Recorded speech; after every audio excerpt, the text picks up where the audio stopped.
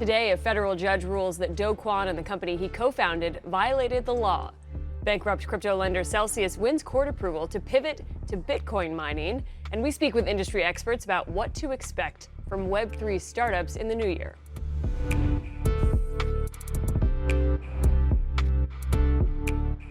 Welcome to CNBC's Crypto World. I'm Kate Rooney. Major cryptocurrencies in the red to end the year. As of noon Eastern, Bitcoin dropped more than 1%, trading close to $42,000. Ether, meanwhile, fell nearly 3%, trading close to the $2,300 mark. And then Solana climbing nearly 5%, trading above $100 after falling below that level yesterday. For more on crypto prices, Crypto World's Tanea McKeel brings us an in-depth look at crypto's overall performance in 2023. Thanks, Kate. Bitcoin on pace to end the year higher by more than 150%, outperforming all the major stock averages, but not the crypto-related stocks. Bitcoin's big run has fueled some of the biggest gains in the stock market. Let's take a look at some of them, starting with Coinbase, up 385% year to date as of around noon Eastern. MicroStrategy, which acts as a proxy for the Bitcoin price, is up 342%. Far outpacing Bitcoin itself. Then there are the miners. Wall Street darlings CleanSpark and Iris Energy each up more than 400% on the year. Riot, one of the bigger ones, also favored on the street, up about 350%, and Marathon Digital, the biggest winner of them all, on track to post a roughly 600% gain for 2023. Now, the setup for Bitcoin is very strong heading into the new year with the potential Bitcoin ETF next month, the halving in the spring, and of course, the interest rate environment. Analysts tell me, however, it really should see a rally to above $55,000, so that's going to be about 30% from current levels, in order for some of these miners to survive the year. Because although Bitcoin's price has climbed, which is great for miners, its hash rate has also kept hitting all-time highs, which hurts miners' margins and profitability. Not to mention, their mining revenue is getting cut in half after the halving in the spring, so that'll be something to watch at the start of the year if we get a decision on these ETFs.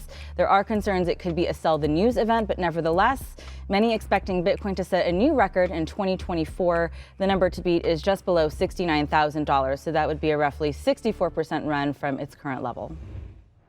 All right, let's talk about some of the top stories. A federal judge sided with the SEC in the agency's case stemming from the collapse of Terra, USD, and Luna. On Thursday, a federal judge ruled that Terraform Labs co-founder Kwon and the company violated U.S. law by failing to register the two digital currencies. Yesterday, the judge also rejected summary judgment to both parties on the SEC's fraud claims, which will move ahead with a trial scheduled for the end of next year. We reached out to Terraform Labs, and a spokesperson told us it strongly disagrees with the decisions and does not believe that the UST stablecoin or other tokens at issue are securities. The spokesperson went on to say that the SEC's fraud claims are not supported by evidence and called the allegations meritless. The development comes as Kwon fights extradition to the U.S. from Montenegro. The collapse of Terra's stablecoin UST and its sister token Luna in 2022 led to losses of about $60 billion at the time. The controversial algorithmic stablecoin, as it's known, was supposed to be pegged to the US dollar, but that decoupled from that target price and triggered a massive crypto crash at the time. Next up, bankrupt crypto lender Celsius got court approval to restructure as a Bitcoin mining company. The U.S. bankruptcy judge ruled on Wednesday that Celsius could deviate from a previously approved bankruptcy plan because customers and creditors are not deemed worse off under the new plan. According to a court filing Wednesday, creditors would get part of their recovery through stock in the newly created company. Reuters reports that the approved bankruptcy plan also frees up $225 million in crypto assets that would have been used to fund the new business lines that the SEC rejected.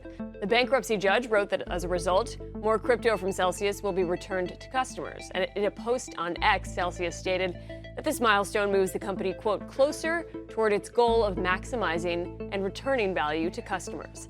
Celsius expects to emerge from bankruptcy early next year. Last up, Binance says its user base grew 30% this year, even amid that multi-billion-dollar settlement with U.S. government officials last month. According to Binance's Year in Review report, the world's largest crypto exchange added 40 million accounts this year. The report says that Binance saw a, quote, significant uptick in institutional inflows and transaction volumes by institutional investors on its platform in the aftermath of the crypto platform's resolution with U.S. regulators, suggesting that institutions have confidence in some of the strict compliance standards, as they put it, that Binance says it adheres to today. Back in November, Binance agreed to pay more than $4 billion as part of a settlement with the U.S. government. The company's founder and CEO, Changpeng Zhao, stepped down from his role and pleaded guilty to a felony related to his failure to prevent money laundering on that platform. Separately, Binance is in a legal battle with the SEC, which alleges the crypto firm operated an unregistered securities exchange and misrepresented its oversight on the Binance U.S. platform. All right, turning to Web3 startups for our main story today, they have taken a big hit in 2023. In fact, for the entirety of 2023, significantly less capital was raised for startups in the space compared to the money raised in the second quarter of 2022. So what was behind the big drop in funding? Crypto World's Kwon spoke with company founders and venture capitalists for their take on the state of Web3 startups in 2023 and what we can expect in 2024. Bitcoin's price staged the ultimate comeback in 2023. The crypto industry, though, still has big problems. Valuations have cratered, and so has funding for new projects. Most venture capital right now is trending back toward the kind of 2018, 2019 numbers. I would add one caveat, though, with Web3 to remember, is that when you're looking at numbers that go back to 19 or 20, you're talking about a pretty much a nascent industry. People didn't even know what Web3 was at the time. Global VC funding is down across the board. In the first 3 quarters of 2023, VC funding has plunged 42% compared to the same time period from 2022.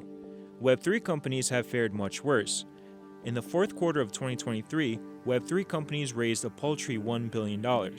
That's a far cry from Web3's peak funding rounds in late 2021 and early 2022, when Web3 companies were pulling in just under $11 billion a quarter. Web3 really started to be affected even kind of maybe in the first half of 2022. And then we really saw we saw a substantial decline. That doesn't mean Web3 development has totally disappeared. Some, like Ann Steffen of Cubist, even found ways to raise money as funding dried up. We raised our seed round actually in the summer of 2022 in the midst of the Terra Luna crash. 3 of my founders are computer security professors, and I've got a background as a COO at a fintech company. I think that really helped us come in and secure a good, solid round of seed funding in a difficult environment. In terms of operating through a crypto winter, I think we are a little bit fortunate in the sense that we get to work with usually folks that have raised capital and have a very long time horizon to execute. And so a lot of our customers are folks building right now and are building things that are going to launch now or 2024. What's left behind after the cascade of crypto scandals in 2023 are the most dedicated developers working on projects like Layer 2 technologies, which boost the speed of transactions. I think that if you're an infrastructure player right now in Web3, if you're kind of a layer 2 platform building off an established blockchain, I think those players, those startups have significant space to grow. I think they'll continue to see investment. There's been huge developer interest and sustained developer growth in L2s, especially Ethereum L2s. Electric Capital tracks the pace of open source development through its developer report, and what the data shows is that monthly active developers aren't necessarily beholden to the price of crypto. Development activity rises when the price of, say, Bitcoin goes up, but when prices come down, activity doesn't necessarily fall at the same pace. The pace of development heading into 2024 is still about 75% higher than it was at the start of the last bull cycle. One important point though, this data doesn't track all developers. Another category that has a lot of growth but doesn't get captured in these numbers would be gaming. A ton of teams are working on games. Games tend to be closed source, and so it's hard to see that reflected in open source numbers. As institutional interest in Web3 picks up again, developers and VC firms are also gearing up to fund what they deem important, technologies like tokenization. So you're starting to see a lot of this concept of bringing assets that were historically not as liquid and creating liquidity around them by leveraging crypto as kind of crypto rails. As of today, cryptocurrencies are by far the largest subset of digital assets asset class, and I would predict that in some period of time it will not be. We will see tokenized everything, tokenized financial securities, tokenized real estate, tokenized other assets. In 2023, SC Ventures announced a partnership with Deutsche Bank to test a challenger to the traditional banking system, which would allow transactions of stablecoins, CBDCs, and more. In 2024, many expect that institutions like big banks and governments will be a primary focus for crypto developers. Institutions ultimately serve retail.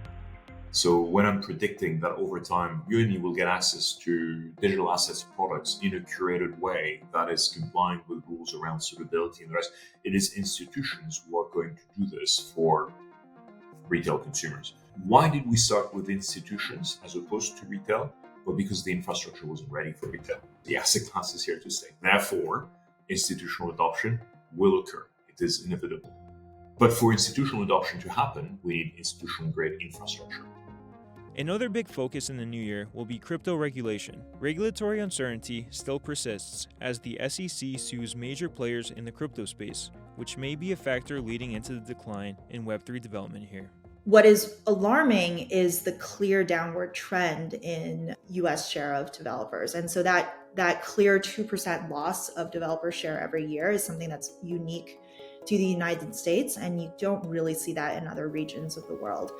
Anecdotally, I've also been speaking to a lot of developers and crypto teams, and I think there is a lot of concern around the lack of regulatory clarity in the US that's driving people to think about moving abroad. Meanwhile, the UAE has been lauded as a crypto-friendly hub.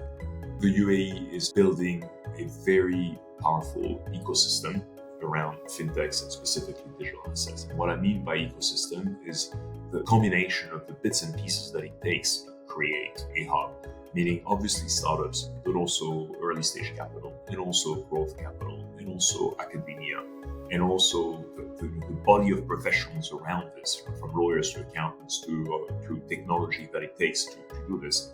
And yes, there's a regulatory framework. In 2024, the projects that are likely to get the most attention could be the ones that are most creative and most forward-looking. We think everything out there turns into a wallet in 5 years. So if you're going to open your phone and you're going to look at all the apps on your phone, they're going to have a wallet component. You might not know about it. It might be in the background. I'm excited for the market to come back and for new startups to get funded. And I'm also excited to see some of the existing startups take on additional funding as well so that they can start to scale as they see traction. I think the types of things that will take off will be completely out of the box and things that we haven't seen before or haven't even imagined. And so I would definitely encourage founders to, rather than taking something that maybe works in Web 2 and applying it to Web 3, really think about what can be uniquely enabled by blockchain and by crypto. All right, that's it for Crypto World this year. We'll be back again on Tuesday after New Year's Day. Happy New Year. We'll see you then.